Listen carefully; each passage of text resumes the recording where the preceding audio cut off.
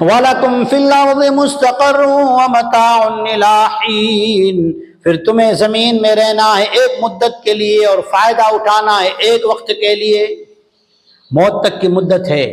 اللہ تعالیٰ نے کیا انعام فرمایا پتہ ہے؟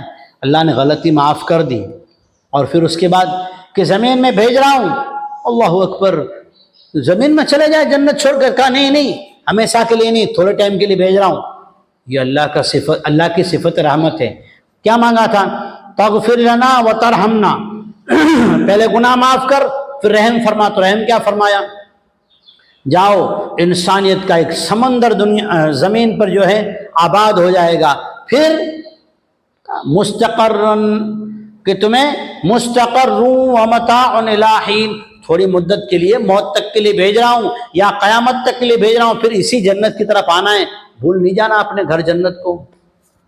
یہ یاد رکھنا کہ کیوں جنت چھڑائی گئی تھی، اور یہ بھی یاد رکھنا جنت کیسی تھی۔ دو چیزوں کے ساتھ اللہ نے دنیا میں بھیجا۔